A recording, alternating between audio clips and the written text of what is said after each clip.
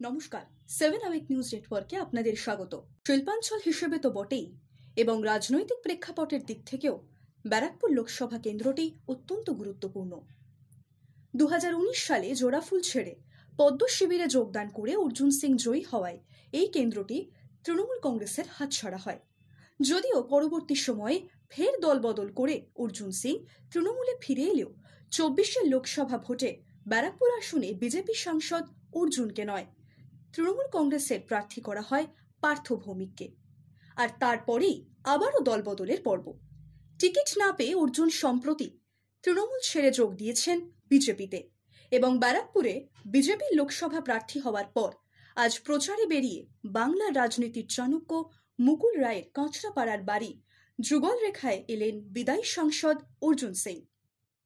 একসময় দুজনের আদায় কাঁচকলায় সম্পর্ক থাকলেও আজ ফুলের তোড়া দিয়ে মুকুল রায়কে সম্বর্ধনা জানিয়ে অভিভাবক হিসেবে তার পায়ে হাত দিয়ে প্রণাম করেন অর্জুন সিং।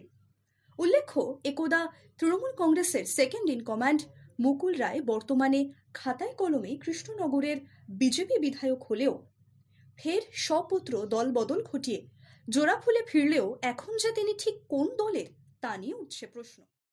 তবে দীর্ঘদিন ধরে তিনি অসুস্থ থাকায় সক্রিয় রাজনীতিতে তাকে দেখা না গেলেও এদিন ভ্রাতৃসম অর্জুনকে দেখে "আরে অর্জুন এসেছিস" বলে তিনি সাদরে অভ্যর্থনা জানান। শুধু তাই নয়, আশীর্বাদ করে বিজয়ী ভব বলেন, জানালেন অর্জুন সিং। বাইট আশীর্বাদ দিলেন, বিজয়ী হওয়ার জন্য আশীর্বাদ দিলেন। ওনার পা ছুঁয়ে নমস্কার করলাম, ওনাকে একটা ফুলের তোড়া দিলাম। ওনার এই আশীর্বাদ নিয়ে যাত্রা শুরু করব। খুব ভালো লাগলো, আর সিনিয়র লোকের আশীর্বাদ খুব দরকার। উনি কতটা সুস্থ আছেন? পুরোপুরি সুস্থ, পুরোপুরি কথা বলেন আমাকে মানে আমি তো অবাক হয়ে গেলেন কি উনি আমাকে বলেন কি অর্জুন এসে গেছিস আয়। ভালো লাগলো, মানে আশীর্বাদ করলেন আপনাকে পুরোপুরি, মানে একবারই বিজয়ী ভব। কিছুদিন আগেই একদা ব্যারাকপুরের সাংসদ দাপুটে বাম নেতা তড়িৎ বরণ তোপদারের বাড়িতেও গিয়েছিলেন অর্জুন সিং। তারপরেই মুকুল রায়। প্রচারে ঠিক কোন রাজনৈতিক সমীকরণে এগোচ্ছেন তিনি? মুকুল রায়ের বাড়ি থেকে বেরোনোর পর এ বিষয়ে সাংবাদিকদের মুখোমুখি হয়ে কি জানালেন অর্জুন সিং, শুনুন। দেখুন, আমি আশীর্বাদ নিতে গিয়েছিলাম তড়িৎবাবু কাছেও, আশীর্বাদ নিতে এসেছিলাম মুকুলদার কাছেও। আমি আশীর্বাদে মানে পাওয়া যোগ্য, কেন আমার সঙ্গে ওনার বহু পুরনো রিলেশন, আর আমি পার্সোনাল রিলেশনটাকে বেশি গুরুত্ব দিই রাজনীতি থেকে। আমি পার্সোনাল রিলেশনকে সবসময় মেনটেন করি। ওনার আশীর্বাদ নিলাম, উনি আমাকে বিজয়ী ভব বললেন, উত্তরই পড়ালেন।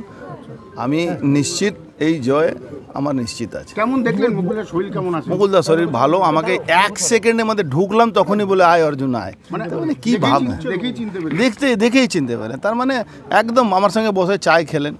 উনি একটু অল্প চায় খেলেন, আমি একটু বেশি খেলাম। আশীর্বাদ তো বিজয়ী ভব আশীর্বাদ।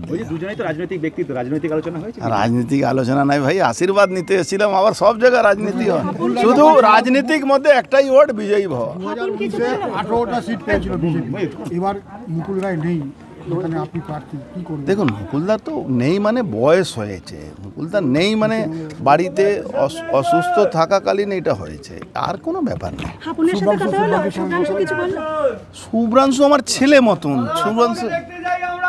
শুভ্রাংশু আমার ছেলে মতন। শুভ্রাংশু রাজনীতিক ব্যাপার নেই, রাজনীতি আমি কোনো আলোচনাও করিনি।